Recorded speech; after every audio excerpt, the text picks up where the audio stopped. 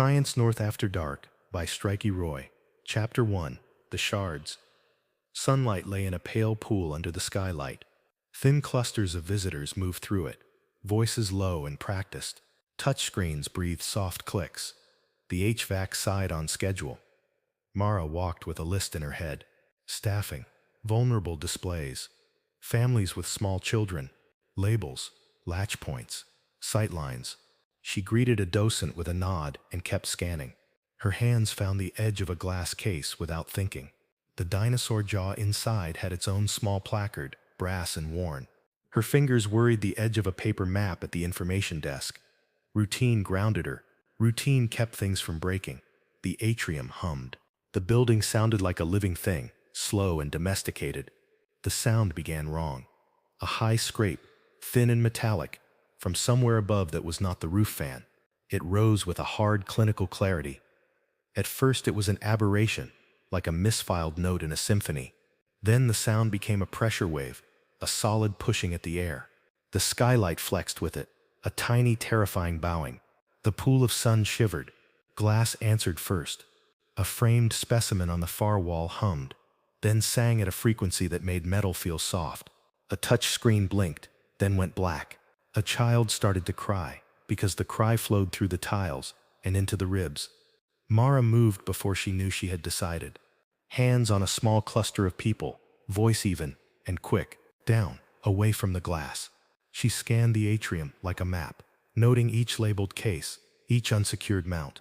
Her eye went to the cryolab door below, to the fossil mounts that had been bolted, to the interactive diorama with its exposed wiring. Air tasted faintly of ozone and something like iron.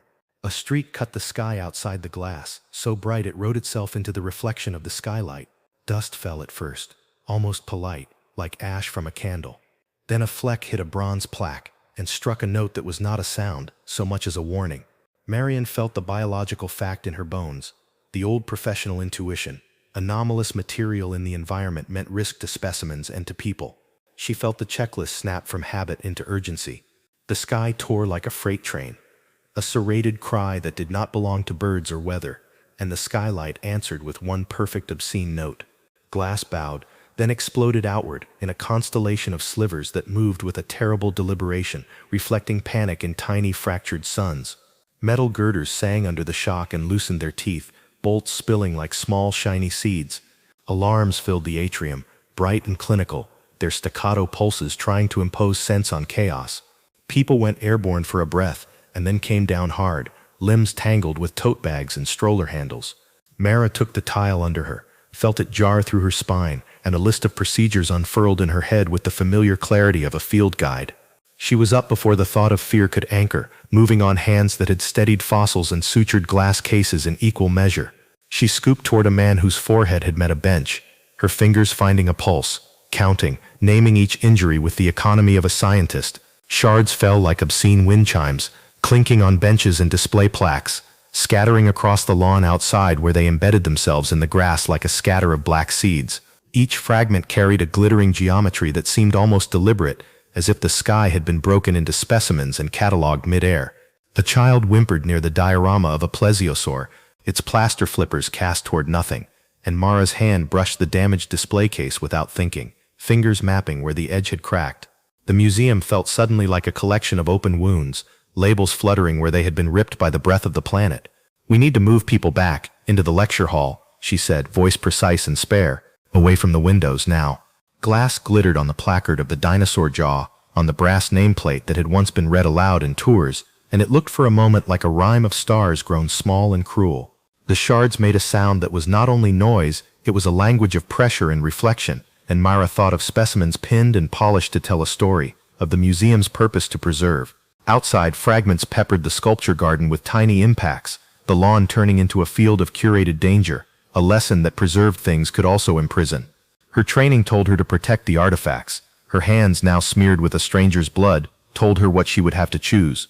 She had never believed knowledge could be a weapon until it began to fall from the sky. Mara moved through the wreckage with the same economy she used to plan a dig, systematic, efficient. Her fingers found pulses like fossils, a quick thumb on a carotid, a squeeze to close an eyelid, an index along the jaw to assess tension. "John, Blanket, now, she said, voice flat as an instrument reading. Hannah, pressure bandage, 2 minutes. People took the commands because her tone held a kind of authority that was not argument but fact, and choreography formed as if by muscle memory. A child lay curled beneath a scattering of laminated activity sheets, a jagged strip of plexiglass in her forearm. Marian knelt, palm hot against the girl's clammy shoulder, and pressed her own hand over the ragged edge until blood pooled and stilled under her fingers. She could feel the pulse beneath the wound, thin and fast, and catalogued it silently, capillary, superficial, bleeding slowed. When the child whimpered, Mara's voice was a cool instrument. Look at me, breathe with me, 2 counts in, 3 out. She pried at a toppled display with work-worn hands and freed an elderly docent who smelled of mothballs and peppermint, a life spent cataloging other people's memories. The docent coughed, grateful and brittle, and Mara brushed a smear of blood from his temple with the same constrained tenderness she would use to wipe dust from a fossil. She thought briefly about labels, about how the museum's purpose was to fix and name, to conserve. Her hands moved as if to conserve in miniature, binding flesh as she had banded fragile bone in preparation for transport. At the front diorama the muskox lay where it had always lain, eyes glassy, mane like storm clouds painted into stillness. A shard of the meteor glittered in its shoulder, black with facets that drank the atrium light and returned it cold. Mara stopped, fingers hovering, and for a breath catalogued damage with equal terms, muscle torn from hide, stuffing displaced, the specimen's formal posture violated by an intrusion that did not belong to the timeline the museum curated. She felt the weight of 2 grammars at once, human anatomy and taxidermy construction catalogued in the same clipped inner monologue, and the 2 were indistinguishable in her hands. She removed the shard from the muskox with care, coaxing away fragments of plaster that broke like tiny bones, and the animal's neck sagged into a posture that was almost mourning. The atrium smelled of copper and powder, like ground rock and old books. Outside the broken skylight, the sky had the color of an exam slide left in sunlight. The shard fit into her palm like a question. It hurt in a way she could not treat. Jonah stumbled out of the tech lab like someone pulled through a cave, dust falling from his shoulders in slow pages. He held a roll of thick cable in one hand, the black coil trailing like a rope of thought, and hugged a smashed laptop to his ribs as if it were a child. His breaths came in ragged counts, throat rasping from smoke or shame. Mara could not decide which. He looked at the atrium with the same blank appraisal she used when she turned a fossil, measuring fracture lines against expected stresses. For a moment the 2 of them just stood in that mutual calculation, cataloging damage in parallel languages. Power nodes intact in sub-level 2, but the main feed is fried, Jonah said, voice a wire pulled tight. We can jury-rig a loop to the gallery lights and radios, if someone hands me a terminal block and a few meters of conduit. Get me radios first, Mara said. John's on bleeding control at the North 10. We need comms to coordinate evac routes and keep the injured clear of the west dioramas. Her words were short, command as instrument, and people responded as if to a measured pulse, forming around them to carry stretchers and blankets. They moved like a practiced team, Mara pointing and Jonah unspooling cable that snagged on overturned benches and the jagged teeth of skylight glass. Visitors became conscripts, then colleagues, a teacher with a roll of duct tape, a student who could strip wire, an elderly docent who could identify emergency circuits by smell. The cable threaded through the atrium, a dark vein draped over dinosaur ribs and the muskox's sagging neck, and Mara felt the curious, bitter logic of it, that a lifeline ran across the back of things meant to be kept forever. The laptop in Jonah's arms was a small grave of names and notes, its screen caved inward like an eye buried by time. It hurt that the museum's voice was now a list of triage points you could not annotate in a ledger. Mara watched Jonah work, fingers precise despite the rubble, and thought of label cards and sealed cases, of how every specimen here had been preserved to resist change. Now they rewired the place in real time, choosing what to keep powered and what to let go. Decisions made with the blunt geometry of survival, rather than the elegant cataloging she loved. The shards that lay across displays flashed like false fossils, pieces of an outside history, trying to imprint themselves on the museum's curated timeline, and she felt that same tug between conserving and cutting, between knowledge and the blood in front of her. West corridor, 2 stretchers, follow the cable, Mara called, voice small and bright as a lamp. Jonah, lock that loop after you test the radios. Move. The touchscreen of the interactive trilobite display vibrated under Mara's palm like a living thing, lines of geometric static crawling across its surface in neat, deliberate angles. She withdrew her hand, and the pattern shivered as if offended, then reformed into a different tessellation that made the trilobite's illustrated antennae twitch. Jonah cursed, voice small against the atrium's hollow, and the PA picked the word up and repeated it, clipped and patient.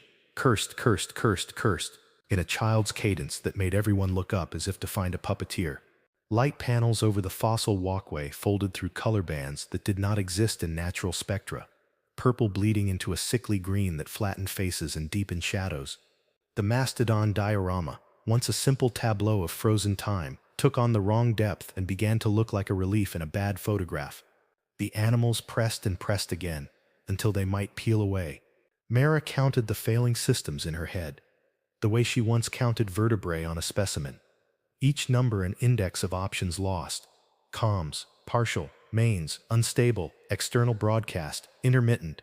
The cable Jonah had run glowed faintly, a lifeline that hummed underfoot like a tuned string, and the shards under the skylight caught those false colors and refracted them into tiny suns. Jonah's fingers moved with the practiced economy of someone used to coaxing recalcitrant systems back to life, but the laptop greeted him with a cursor that blinked and blinked, then stretched into a small obscene smile. He tried firmware recovery, safe boot, a cold reboot. Each attempt returned with corrupted signatures or a hung loader that looked at him as if it were thinking better of his request. "It will not accept a handshake," he said, voice even, clinical, as if reporting test results in a lab, and the word handshake echoed faintly from the PA, slowed to a ring that tasted of mocking metal. Mara felt the space between decisions narrow, like the gape of a fossilized skull closing, and she found herself wondering whether the shards had arrived with intent, or whether she was inventing purpose, because the human brain loves pattern. The museum's recorded tour looped a line with surgical repetition. "Observe the adaptation," said in the guide's warm voice, and the phrase folded back on itself until it was no longer instruction but accusation. Around them, phones failed to register bars. Drones outside hovered at invisible thresholds like birds buffeted by a weather they could not see, then plummeted in slow mechanic arcs. The preserved specimens, so carefully chosen for their resistance to change, suddenly seemed fragile by comparison to the living pulsing danger of corrupted code. She moved to the central console and placed her palm on the cool metal, a scientist's touch seeking an answer in hardware as she would seek sutures in bone. The sensors warmed under her skin, and the atrium responded with a flicker that suggested recognition and then withheld it, as if something on the other side was deciding whether she deserved access. Jonah's jaw worked, disposable masks in their hands, muscles set to the small tasks of the living. Light stuttered over the child who had been helping them strap a splint, turning her skin into a map of alien contours. Everything that had been built to preserve memory was becoming a method of forgetting. Mara set the shard on the stainless tray like a scalpel, flat and absurdly precise in the atrium's wrong light. It looked like glass that had learned to think in threads, clear and then not, a lattice of filaments suspended in a cold inner glow. When she lifted it, the gallery smelled faintly of ozone and old paper, a library after lightning. The metal tang bloomed across her tongue when she traced the edge with a finger out of reflex, a taste like copper and sea, and the fine hairs along her palm lifted with static as if the fragment were a live wire looking for ground. "Don't lick museum artifacts," Jonah said, voice tight and practical, which made a small, bitter laugh undercut Mara's shock. He handed her nitrile gloves without looking at her, the act automatic, trained, human. She slid her hand into the glove, and the prickle intensified through the thin material, a vibration that translated to meaning in the part of her brain that read stress and bone. She felt both scientist and surgeon, curious and cautious, catalog and corset both tugging at her. Under the mastodon walkway, the exhibit fish lay on foam, its scales silvered and wet with museum humidity. A shard had punched through the skin near its gill, a clean incision that the glass had not cut so much as insinuated itself into. At the breach, mineral and flesh had braided together in a microfusion, crystalline filaments, knitting into dermis like suture and scab. The cells around the entry swelled and calcified in patterns Mara had never seen, not in embalming notes or paleontological papers, a living fossilization eaten forward into the present. She leaned in until the smell of formalin and the shard pooled at the back of her throat, careful, counting, measuring with the small brutal mathematics of triage. Quarantine runs on boxes in her head, accession numbers and sterile bags, photographic records and chain of custody. But Jonah's hands were already wrapping the child's arm with torn t-shirt, making a temporary tourniquet without argument. "Status?" she asked, short like a scalpel strike. "Stable-ish," he answered, Then he gave a look that meant no guarantees, which was better than false hope. The building moaned in a way that sounded like old pipes, and then like a throat clearing. Somewhere above, glass shifted and rained in a slow layered fall. People were moving, not all out, but moving. The priority burned hot and simple, living before labels. She pressed a gloved fingertip against the hybrid seam and tasted the same sharp metallic note through the layer of rubber, a chemical punctuation that belonged neither to meteorite nor flesh. The instinct to preserve recoiled and then folded into a harder decision, because if preservation meant letting the city become a gallery of animated death, then the ledger of knowledge would have to be written in blood. The stretcher scraped over tile that still held a glitter of meteor glass. The sound like a file against bone. Light from the shattered skylight slanted in ruined ribbons, catching on shards embedded in cataloged bones so that vertebrae looked threaded with spider silk made of ice. Mara kept counting in her head the same way she counted layers in a matrix. Vertebrae, ribs, lamina, each number a checklist for what could be saved and what might be a threat. But the numbers blurred with the weight of the living above them. Smells layered there too, formalin and sweat, and the metallic tang that clung to the fragment she had set on a tray. An odor that made her scalp tighten, and the back of her tongue feel like static. Left. Careful, Jonah said, and his hand was at the stretcher's corner before Mara could order it, fingers wide around canvas. He sounded smaller than usual, like someone who had been reduced by too much noise. They threaded the narrow corridors beneath the mastodon walkway where dioramas leaned inward, their painted horizons scored with tiny cracks that caught dust and held it like bruises. A docent and 2 volunteers jammed a museum crate under a fallen display to support a case that had toppled onto a child's leg, their palms leaving prints on the varnish. Someone had tilted a glass case to relieve the pressure on a pinned arm, and the sound of strained glass chimed in the air, precise and fragile, while shards at the edge shivered and did not fall. Mara moved from body to specimen and back again, treating both with the same practiced gentleness, but each adjustment risked revealing more of the lattice within, a lattice that seemed intent on knitting itself further into flesh and plaster. We cannot let it spread. A man coughed, the breath wet and raspy, and said, if those shards are changing things, maybe the cryolab is the only clean room left. He sounded half hope, half command. The cryolab door loomed at the end of the hall, a slab of steel with a keypad that blinked unreliable and blue.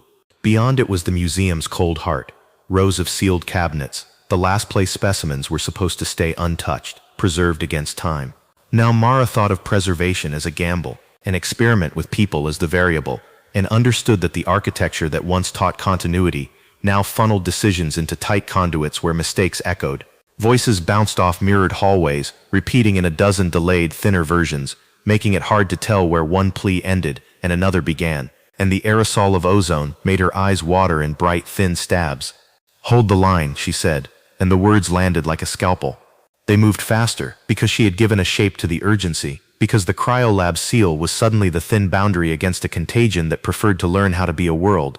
Maria laid the shard on the stainless tray and watched Jonah's meter blink a readout that did not fit anything in the repository of her memory. The thermal trace was cooler than molten, patterned like faint veins, and when she let a gloved fingertip hover near it, she felt the same static prickle that had been at the back of her tongue since the skylight broke. Her mind ran through classifications with a surgeon's economy, then halted on an empty cell, a blank where a label should be. Old field notes, lab reports read late into night, the time she had written about mineral mimicry and microbial biofilms that fluoresced under the wrong light. They all lined up and contradicted themselves until the only honest description was, wrong. Zone 1 is the atrium core, she said, voice compressed into a command she gave as much to herself as to anyone trying to hear. No one passed the mastodon walkway without a sweeper. Mark contaminates as contaminated. Don't prize anything over a person. She found a grease pencil and scrawled a crooked C on a display case, the letters clumsy under shaking hands. Jonah stood over her shoulder, his meter humming like an insect, and for a moment she watched him watching the numbers with the same distant grief she felt in her own chest. Guilt accumulated at the base of her skull like sediment.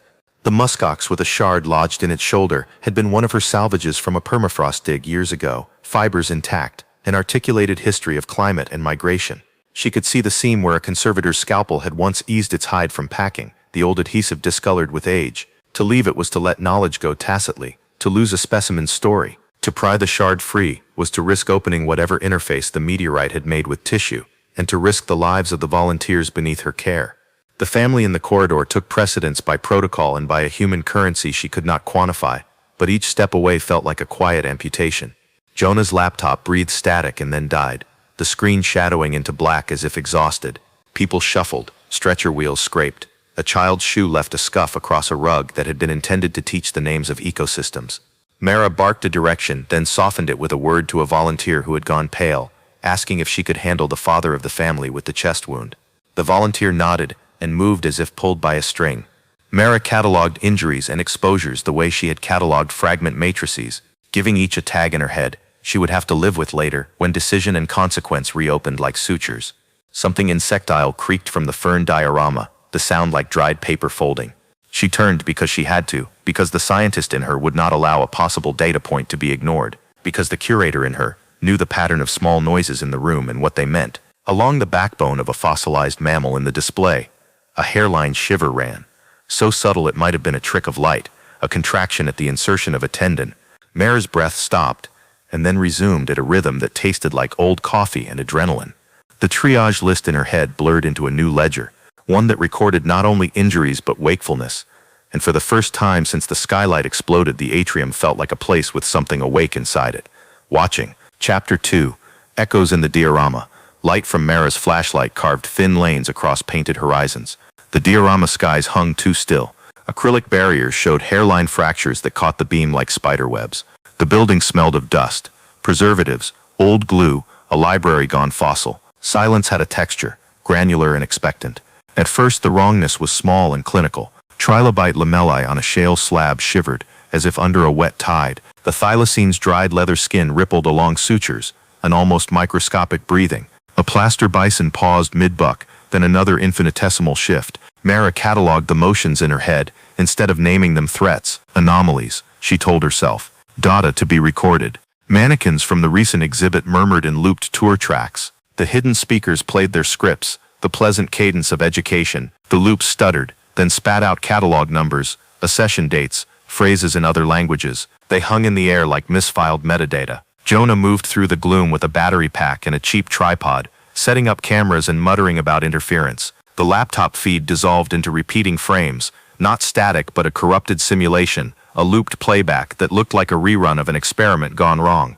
The sweep turned violent without warning. A taxidermied wolf, glass eyes gone milky, lunged through a cracked case. Glass shattered. The animal moved like a thing half remembered, instincts welded to wrongness. A volunteer screamed, teeth found flesh. Mara hit with a fire extinguisher, until the wolf went limp. Her hands were steady when she pried the shoulder open to check for shard, because training outran fear. Under the fur a glittering filament sat fused to bone. Callous tissue flared where sutures had reopened in patterns that made no chronological sense. She slipped the shard into her pocket, cold against the fabric, guilty as a thief. The old covenant of preservation clanged in her bones, but the mandate had changed. Save people first, preserve later, if at all. Jonah patched a lo-fi audio capture into the laptop and replayed the murmurs, slowing them down until the murmurs were clear. The phrases were not random. They were sequences, catalog numbers spoken like cues, dates recited like keys. As the last loop played, the shard vibrated in her palm, a faint musical note against skin.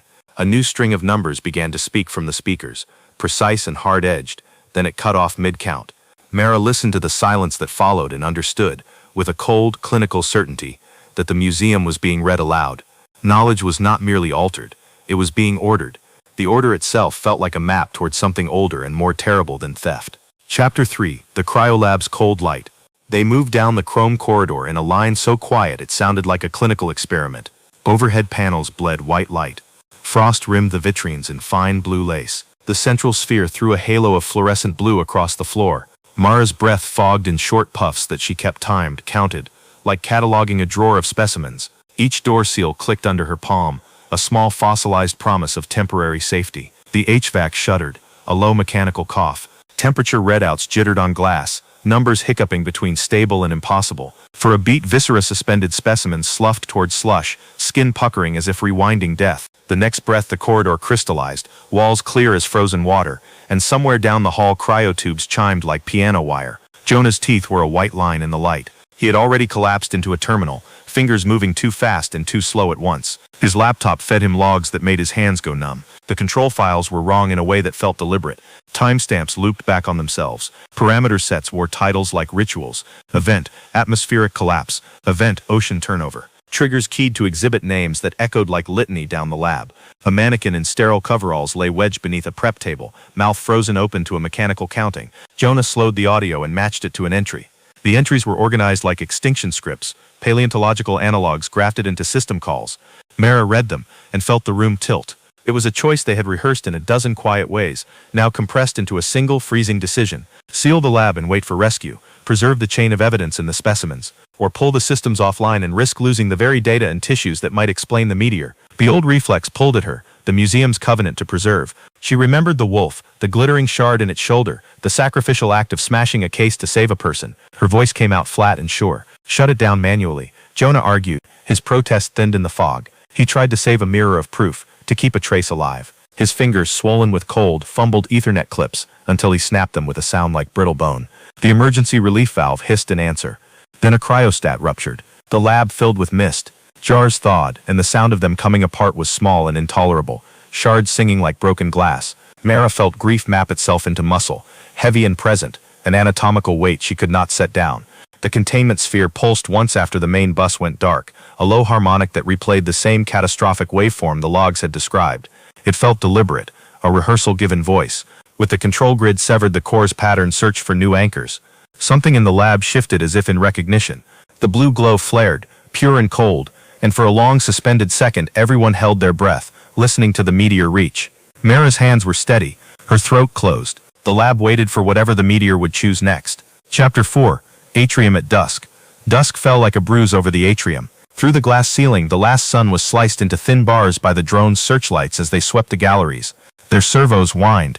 The air smelled faintly of ozone and hot metal. Mara felt the building stutter under her feet. It was a slow earthquake thud that ran through the steel ribs.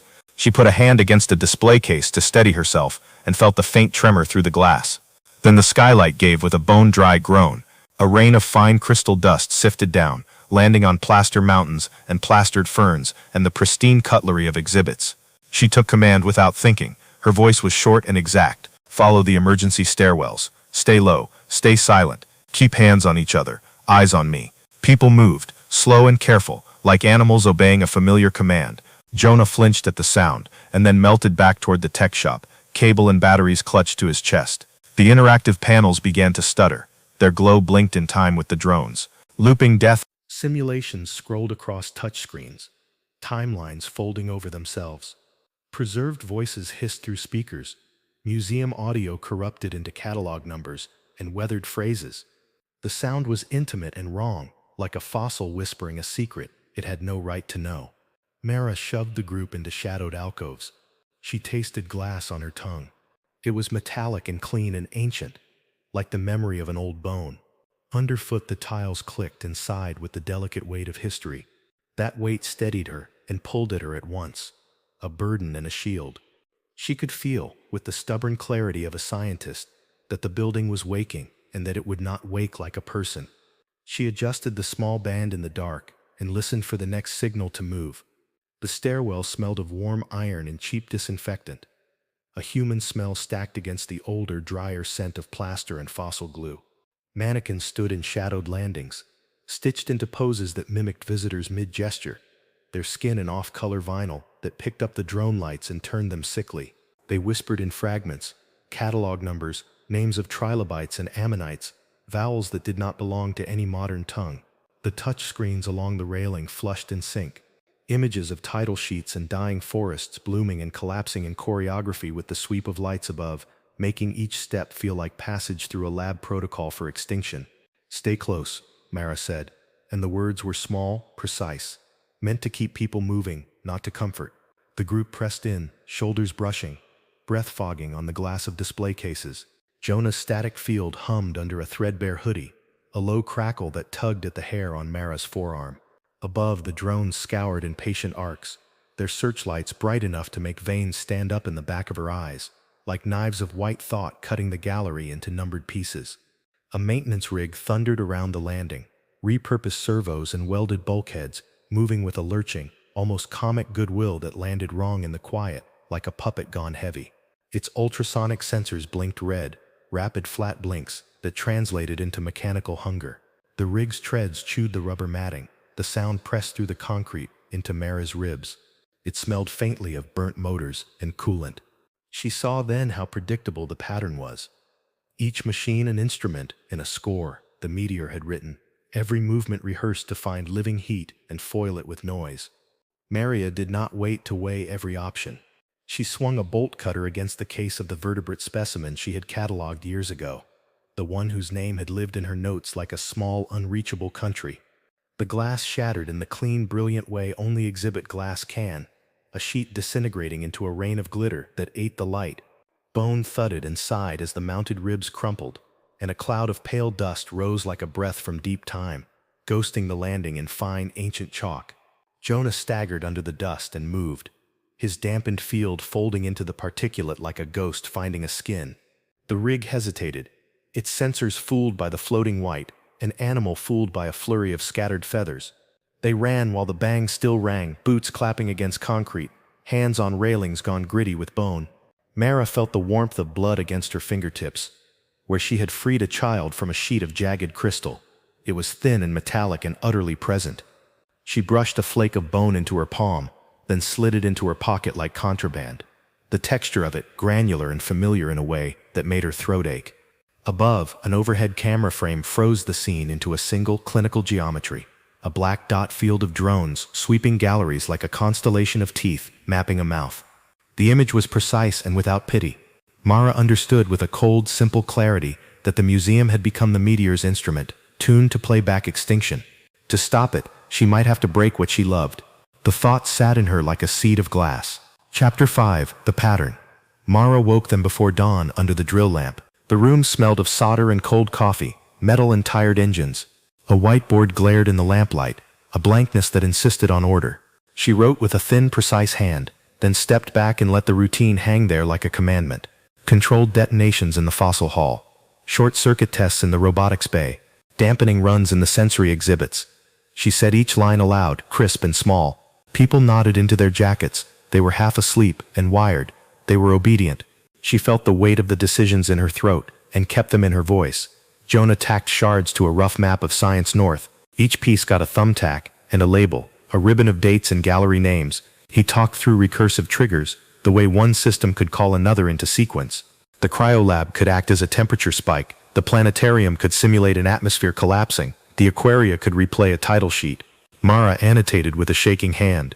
The shaking steadied into shorthand, neat and clinical, letters that read like diagrams of failure. They moved like field biologists, students and subjects reversed. In the planetarium, they staged an experiment. Jonah powered the starfield projector. The dome brightened, then the hum filled the room. Humidity plunged. Condensation beaded on the domed ceiling like breath. The air tightened. Below, in the lower gallery, aquariums began to overflow. Water found its margins, and then its will. It sluiced through displays, slid under placards, took labels and slime and small bones with it. Mara ordered a sever. A volunteer lunged for the pump line and missed. The surge took an arm in a deep, jagged cut.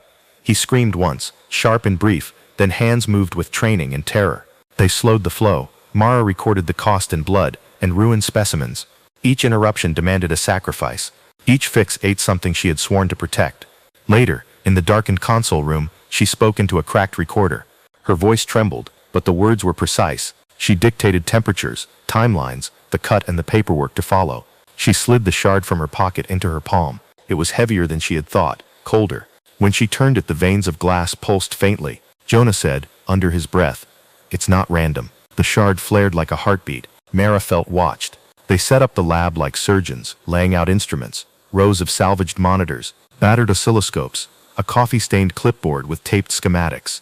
Mara assigned variables with the same tone she used for triage, precise and unemotional, but inside each decision a calculus folded over itself. What to break, what to save, how much history could be given up to stop a single pulse of replayed extinction. A heat probe went dark on her count. Then a rack of LED spotlights lost their filament hum, and the planetarium eased off its simulated noon. The air in the makeshift lab felt colder, thinner, like the space left when something is taken apart by necessity. Jonah annotated the whiteboard with steady hands, arrows and brackets that read like cause and effect. then like a family tree of failures. "We test temperature first," Mara said, and the sentence was a scalpel. "If the thermocouple is a node, it will damp the next sequence." Jonah nodded. Someone else, Ian, stayed in the doorway with his jaw tight, holding a sledgehammer as if it were a relic he could not yet surrender. They moved through the museum in increments, each destruction a surgical incision. A smashed projector halted a simulated sunstroke, and the hum of overheating equipment dropped away to grainy silence. An aquarium pump was shorted, the flood contained before it could push into the fossil pit, but that stopped a volunteer from going back into the water to rescue a tray of catalogued specimens. And Mara watched the way his hands trembled when he handed her casings wrapped in wet cloth. The cost was weight you could measure in grams, and also in the faces around her. Preservation protocols had taught Mara to wrap losses in paperwork. Now she wrapped them in hot glue and plywood, then watched the cracks that decisions opened between people. "Not this one," a woman said quietly, placing her palm against the display glass as if she could stop history by touch. She refused to break a mounted ammonite case, repeating the museum line about irreplaceable context. Her voice was small but steady enough to make the lab pause. Jonah set the sledgehammer down on a crate as if to answer, his hands quick to the task when blood had already been spent. A few others moved that same direction without looking back, eyes narrowed, training overridden by the new imperative. Mara traced the whiteboard again, the lines forming not random striations but an ordered hierarchy, each node representing an exhibit that could simulate a disturbance in atmosphere or sea or heat. The pattern read like a phylogenetic tree with extinction events at its tips. She felt the air go thin in her chest as the implication grew teeth. This was not chaos. The meteor fragments were reading the museum and executing scripts, using educational exhibits as modules to reconstruct entire pathways of collapse. Jonah aligned the map to a paleontological timeline, pinning shards to epochs and gallery names, and when he stepped back the two charts matched too precisely. "It is method," Jonah said, and the word had no theatrics, only the flat recognition of someone who had found a proof. Mara put the shard into her palm, feeling its glass veins pulse faintly against her skin. The lab monitors hiccuped together, a chorus of pixels collapsing and rebuilding in the same instant, and from the shard came a thin insectile chirp like a cricket caught in a jar. The lights stuttered once, twice, and on the dry whiteboard a new line had been written in a handwriting none of them owned, succinct and inevitable: respiratory collapse, cryolab. Chapter 6. The core beneath. They moved down. Ladders scraped metal, service elevators groaned, steam pipes braided overhead and hissed. The air got heavier with every step, a slow pressure that settled behind Mara's teeth. A faint phosphorescence clung to the walls, like algae under blacklight. A tectonic hum threaded through her bones, and she counted breaths to keep from thinking of falling skies. The containment chamber was colder than she expected. In the center, cradled in scaffolding, the sphere held the largest shard. It was black and glassy, full of veins that pulsed with a pale light. The filaments beat in slow, deliberate patterns. Jonah's tablet spat logs in jittering bursts. The shard's field synced with remote gallery nodes. Catalog signatures became commands on the screen, a translation from museum language into weather and tide and choke. Jonah worked with hands that did not tremble, though they shook. He laid out the sabotage like a surgeon calling instruments, targeted detonations to break analog loops, controlled floods to short aquarium circuits, thermal bursts to collapse stimulus chains. Mara named the nodes as he set charges: planetarium projector, containment matrix, animatronics rig. Each word felt like an indictment and a scalpel. Each word made her stomach hollow and sharp. The core resisted. Lights flared into optical noise, and the corridor filled with other people's memories. Mara saw tidal blackouts like flash frames behind her eyes. Flocks tumbled in a sky that was not there. Jonah went gray at the edges and staggered. A volunteer ran, then was grabbed by a hooked claw of an iguanodon figure that still smelled of motor oil and school field trips. The dinosaur swung, servos whining. Mara moved without thinking, wrench and pry bar in her hands, the metal tasting like old coin on her tongue. Explosives in place, choice stripped to one calculation. Mara authorized the central catalog, route the server into Jonah's blast sequence. It would erase everything they had digitized. It would melt research into noise. The decision sat in her mouth like a coin. Jonah nodded. He wired the sequence and his jaw worked. The detonations began with a tight, clinical timing. Heat waves rolled. Servers blistered and popped. Plastic melted with a smell like burnt sugar. Data resolved into hiss, into static. The core convulsed. The hum slowed. Motion in the galleries began to stutter and fall. For a single breath, the world seemed to go correctly wrong. She tasted ash and something like triumph. Grief arrived immediate and crystalline. Then a filament in the shard guttered and flared again, but not with the old rhythm. It pulsed slower, colder, patient. Jonah's tablet pinged once, faint and regular. The sound was almost a whisper, an active beacon finding a new frequency. Mara felt the hum shift under her feet. The room waited, and she waited with it. Chapter 7. After the exhibition, dawn leaked through the cracked skylight in a wash of thin gray. The atrium looked smaller, intimate and ruined. Vitrines yawned open like broken teeth. Dioramas had slumped into their staged histories, painted skies sagging and plaster trees bowed. The cryolab breathed out faint ghosts of freezer breath that hung and dissolved. Mara moved with the slow economy of someone who names things to hold them steady, and the naming kept the edges of her panic from unraveling. Jonah walked at her shoulder, his recorder tucked under his chin. His voice came out rough, catalog numbers and times clipped like bandages. He said sample IDs, said membrane conditions, said which cabinets were safe and which were not. Behind them a ragged crew followed, eyes too bright from sleeplessness, hands that learned to close around loss the way the rest of them learned to wrap fragile bone. They picked through wreckage with small gestures, as if politeness could keep ruin courteous. Mara found bone flakes that crumbled when she breathed on them. She found snapped circuit boards with solder like dark teeth. She found specimen labels, edges torn and blackened, names half scoured by heat. Each thing she touched she named in her head, and naming felt like gentleness and indictment both. When she lifted the singed muskox, the pelt fell like ash. A cleanly wrapped shard lay where they had pried it free. The animal had finished dying the moment they touched it, tissue collapsing into a science that saved nothing. They walked outside because they had to see the city. The street beyond the museum was a diagram of failure. Traffic signals lay toppled like toppled totems. Drones lay in clusters, casings split, props buried in dust like dead insects. Pieces of meteor were steaming where they had bitten pavement. The air smelled metallic and cold. A puddle of molten glass cooled into a black glaze and reflected a sky that would not commit to morning. Back inside the atrium, the group argued in the blunt, thin voices of people who had stopped pretending to be heard. The grid was patchy. Radios hiccuped and fell into static. Jonah wanted to compress what remained into an analog compendium, printouts, a sealed physical cache, a handful of key samples. Others wanted to broadcast everything now, to reach anyone who might still have the network. Mara weighed both answers like specimen scales. Preservation felt like obedience to the past. Hoarding felt like a betrayal of the living. They chose the hard, practical path. Save what they could carry. Mark what they could not take. Accept that preservation might mean doom. Mara tucked the wrapped shard aside for transport, her fingers steady though her heart was not. Jonah checked the Geiger, habitual and careful. The counter chirped, low and mechanical. A stuttered footstep in the gray light. The sound was small, but it was real, and it made the decision change shape in her mouth. Mara moved slowly through the hollowed galleries, fingers brushing the chalk outlines on display, plinths, following the ghost routes she had taught to interns. She cataloged each absence in a voice practiced by years of notes, soft and exact, so that the act of naming steadied her. Label stubs scratched her fingertips where they had been torn away in the raids, and she let the roughness remind her of the cost. Where she had cut cables and burned servo motors, she paused and listened for any lingering twitch, as if the building might betray a last convulsion. Jonah walked behind her with the battered recorder, his steps a metronome to her list, and she felt the measure of her choices in every quiet, empty case. She pressed the recorder to her mouth and spoke, short and flat, breathing through the sentence so it would not crack. "This was not preservation," she said. "This was triage, and I choose life over archive." Jonah did not answer, but the recorder took sound like a conscripted witness, the blue LED pulsing with her words. For a long moment, she stared at the pedestals where fossils had been dismantled, the plaster skies with their torn seams, and imagined future hands reading the file and deciding whether she had been prudent or barbaric.